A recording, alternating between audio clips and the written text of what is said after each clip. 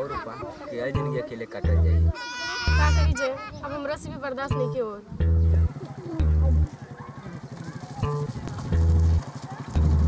क्या बस सर जाना जब तोरा से बर्दाश्त नहीं के बस तोरा के एकदम से टावेले में मजा आवेला। अरे जान जब दिल से दिल में तबन प्यारपन फैला। हां जी सही कहा तनिया तो आवाज सर जाना सरबू तबन प्यारपन फैला।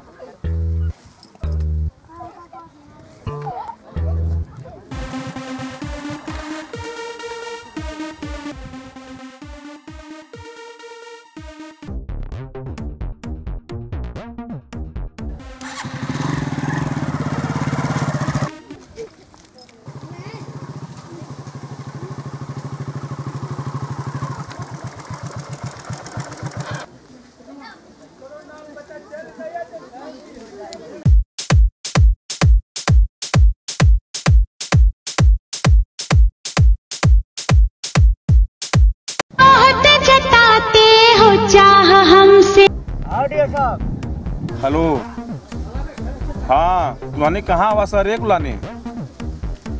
हाँ वो देखा कुलानी पंकज का लड़का जय है उस साले की इतनी हिम्मत कि डीएम की बहन से प्यार करे।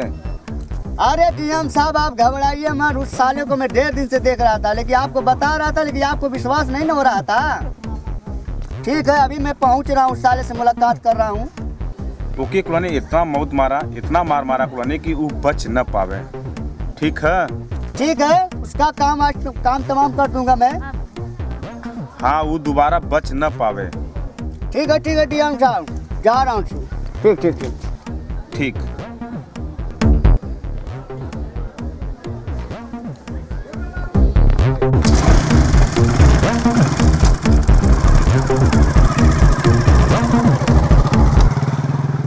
हमारा खातिर तोहरा के दुनिया में भेजवले बाड़े भगवान बड़ी फुर।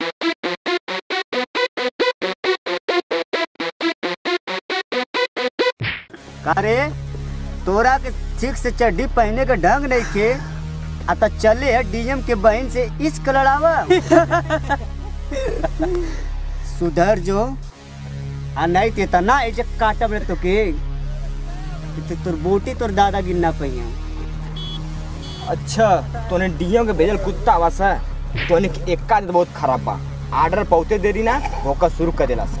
अरे हरामी हमने भौंके वाला कुत्ता नहीं दौड़ा के काटे वाला कुत्ता है। तोरा जैसे टांग उठा के मुते वाले कुत्तन के जय ओकर मुतवास बात कला समझ में आई। तोरा में इतना दम बा विश्वास ना तो आजमा के देख ले।